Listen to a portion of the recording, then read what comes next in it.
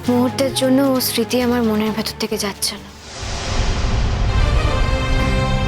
এটাও বুঝতে পেরেছি আমি আমার প্রথম স্বামীকে যতটা ভালোবাসতে পেরেছি তার মতো আর কাউকে কখনো ভালোবাসতে পারিনি, আর ভবিষ্যতেও পারবো না। আমি জীবনে আর কারোর সঙ্গেই থাকতে চাইছি না। আমি একার মতো করে নিজের জীবনটা এবার কাটাতে চাই। আমি কারোর সঙ্গে থাকতে চাই না আর। রেশমিকে বড় করব, কাজ করব, দেশের হয়ে কাজ করব, যা আমার স্বপ্ন ছিল এতদিন ধরে। এর বাইরে নতুন করে কোনো ডিজায়ার আমার মনের মধ্যে নেই। তোমার মনে আমার প্রতি যতটা অধিকার বোধ ততটা ভালোবাসা নেই। তুমি যদি বলো ভালোবাসা থেকে অধিকার বোধ জন্মায়, তাহলে সেই অধিকার বোধটা এতটা মারাত্মক ভয়ঙ্কর হয়ে ওঠে না। প্রত্যেকটা মুহূর্তে যেভাবে তুমি আমাকে অপমান করেছো, যেভাবে আমাকে সকলের সামনে অসম্মান করেছো, ছোট করেছো, সেই সব কিছু তুমি আমাকে করতে পারতে না। বাদ দাও না। দেখো, আমি ঠান্ডা মাথায় বলছি, আমি আর কোনো অশান্তি চাই না। একসঙ্গে থাকলে একটা তিক্ততা তৈরি হবে, যেটা অলরেডি হয়ে গেছে, আরো ঝামেলা বাড়বে। তার থেকে বরং যে বন্ধুত্বপূর্ণ সম্পর্কটা আমাদের মধ্যে ছিল, আগে ছিল, সেটাই থাক। আমি সেটাই চাই। দেখো, স্বামী স্ত্রীর সম্পর্ক তো ওয়ার্কআউট করলো না, নতুন করে আর কিছু করার নেই। আমি জানি তুমি অন্য কাউকে বউ হিসেবে পেলে অনেক ভালো থাকবে, তুমি সেটাই করো। তুমি বা বসে থাকবে নাকি? তোমার যা নেচার, তুমি নিশ্চয়ই আবার কাউকে একটা ধরে নেবে। আমি ঠিক এই কারণেই আপনাদের সঙ্গে থাকতে চাইছি না।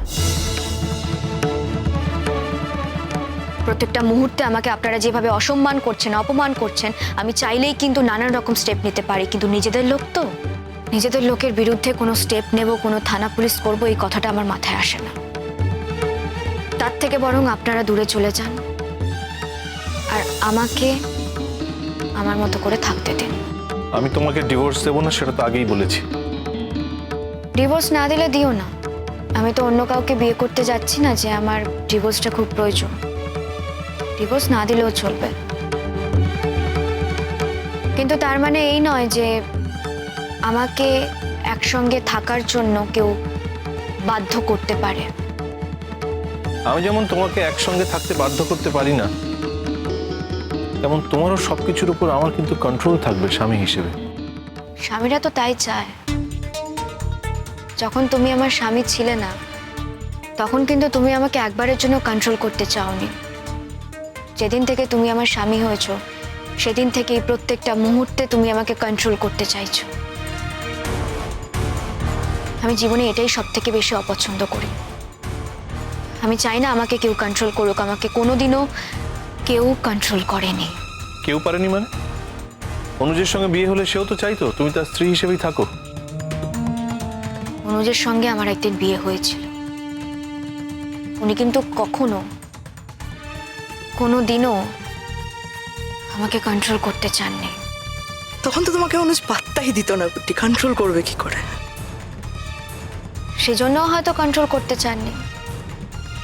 যদি সত্যি মন থেকে বিয়েটাকে সত্যি ভাবতো, হয়তো কন্ট্রোল করতে চাইতো। দেখুন, কি হলে কি হতো না হতো এসব ভেবে তো কোনো লাভ নেই, কোনো লাভ নেই এসব ভেবে। আর আমি ভাবতেও চাই না। যদি আমাকে কন্ট্রোল করতে চাইতো, তাহলে হয়তো আমি তখন একইভাবে এরকম ব্যবহার করতে বাধ্য হতাম। বুঝতে পারছো গুড্ডি, তুমি নিজেকে ছাড়া কাউকে ভালোবাসো না।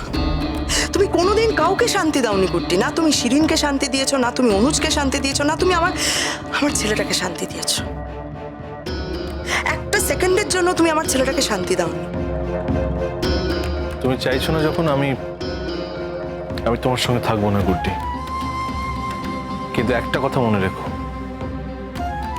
আমি কোনোদিন তোমাকে মুক্তি দেব না।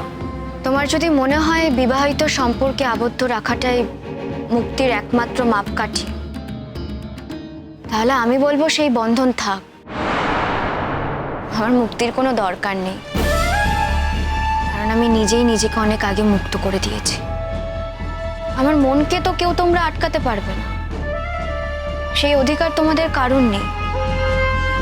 কিন্তু আবারও বলছি যুধাজিৎ, আমি চাই তুমি ভালো থাকো, তোমার ভালো থাকার অধিকার আছে। তোমার ভালো থাকার উপর অনেক কিছু নির্ভর করে। ভালোভাবেই কথাগুলো তোমাকে বলছি। দেখো, আমি আমার জীবনে ভালোবাসা পেয়ে গেছি, আমার কোনো আক্ষেপ নেই। কিন্তু তুমি তোমার জীবনে সেই ভালোবাসাটা পাওনি যে ভালোবাসা পেলে একজন মানুষ বেঁচে থাকতে পারে। তাই বলছি, এখনো সময় আছে, ভালোবাসা পাওয়ার সময় ফুরিয়ে যায়নি, অনেকটা সময় আছে। তুমি এমন একজনকে বিয়ে করো যে তোমাকে। তাই করবে তো, তাই করবে। আমার ছেলেকে আমি আবার বিয়ে দেব গুড্ডি।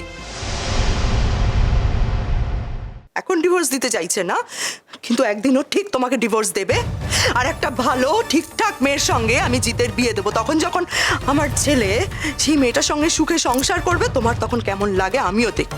যদি সত্যি আপনি আমাকে চিনতেন তাহলে এই কথাগুলো বলতেন না। যদি সত্যি চিনতেন তাহলে এভাবে বলতে পারতেন না। আমার একটুও খারাপ লাগবে না, একটুও দুঃখ পাবো না আমি। আর চেনেননি বলেই একই কথা আপনাদেরকে বারবার করে আমাকে বলতে হচ্ছে, বারবার করে আমাকে একই কথা বোঝাতে হচ্ছে। আমার ভালো লাগবে, ভালো থাকার মন্ত্রণা আমি পেয়ে গেছি। আমি জানি না আমি তোমার প্রতি অবিচার করছি কিনা, আমি এই মুহূর্তে কিচ্ছু জানি না। শুধু জানি মনে মনে সারা জীবন আমি সুবিচারই করতে চেয়েছি, অন্তত এই সময় তো চাইছি। দেখো, জীবনের অনেকটা সময় আমি তোমাকে ভালো বন্ধু হিসেবে পেয়েছি, ভুলে তো যেতে পারি না। প্রত্যেকটা বিপদে, প্রত্যেকটা সময় তুমি আমার পাশে থেকেছো, আর সেখান থেকেই বলছি, আমি তোমাকে সত্যিটাই বলছি, কারণ আমি তোমাকে ঠকাতে চাই না, আমি তোমাকে ঠকাতে পারবো না। আজকের দিনে দাঁড়িয়ে এটাই সত্যি, আমি আর অন্য কাউকে স্বামী বলে মানতে পারবো না। আমি অনুজকে যেরকম ভালোবেসেছি, আমি সেরকম ভালো আর কাউকে বাঁচতে পারবো না, তার থেকে বেশিও ভালোবাসতে পারবো না। আমি আর কাউকে ভালোই বাঁচতে পারবো না, এটাই সত্যি। এই সব কিছুর পরেও যদি তুমি আমার সঙ্গে থাকতে চাও, থেকো। এই সব কিছু জানার পরেও তুমি যদি বিবাহ বন্ধনে আমাকে আবদ্ধ রাখতে চাও, রেখো। তবে আমি আমার দিক থেকে তোমাকে মুক্তি দিতে চাই। আমি শুধু এটুকু চাই তুমি ভালো থাকো। আমার কাছে তোমার ভালো থাকাটা খুব ম্যাটার করে। তুমি ভালো থাকো। এই সিনেমার বড় বড় ডায়লগ দিও না তো, একদম ডায়লগ দিও না। বাস্তব জীবনে এগুলো মানায় না। আর তুই বা এখানে দাঁড়িয়ে দাঁড়িয়ে ওর কথা শুনছিস কেন? সময় নষ্ট কেন করছিস জিৎ? আমাদের অনেক কাজ, আমাদের তো এই বাড়ি থেকে বেরিয়ে যেতে হবে এখন, জিনিসপত্র গোছগাছ করতে হবে। আমাদের তো ওর মতন হাজারটা লোক নেই, ও তো এক্ষুনি ড্যাং ড্যাং করে জিনিসপত্র নিয়ে বেরিয়ে যাবে, আমাদের বলবে তোমরাও চলে যাও কলকাতায়। আর একটা কথা জিৎ, তোর যদি এতটুকু আত্মসম্মান বোধ থেকে থাকে, আমি যদি তোকে সঠিকভাবে মানুষ করতে পারি, আজকের পর থেকে আর কোনোদিন তুই এই মেয়েটার মুখ দেখবি না। তুমি যা বললে ভেবে বললে তো? হ্যাঁ, যা বললাম ভেবেই বললাম। ঠিক আছে গুড্ডি, চ্যালেঞ্জ রইল তোমার সাথে আমার। আমিও দেখবো একদিন আমাকে তোমার প্রয়োজনে লাগে কিনা। হয়তো লাগবে। আমি তো তোমাকে বলেইছি, বন্ধু হিসেবে আমি তোমার মতো একজন মানুষকে সবসময় পাশে চাই। সরি, আমি তোমার বন্ধু হতে পারবো না। বন্ধু হিসেবে আমি তোমাকে কখনোই দেখিনি। তাহলে আর কি বলবো? এটাই বলতে পারি, আমার লস। একজন ভালো বন্ধুকে আমি খুব মিস করব। আর কিছু বলার নেই। খুব ভালো থেকো তুমি। তোমাকেও গোছগাছ করতে হবে, আমাকেও গোছগাছ করতে হবে। কাল সকালেই তো আমাদের কলকাতার উদ্দেশ্যে রওনা দিতে হবে। আর সময় নষ্ট করে লাভ নেই। আমি ভেতরে যাচ্ছি, আর আমার যা যা বলার সবটা আপনাদের বলে দিয়ে গেলাম।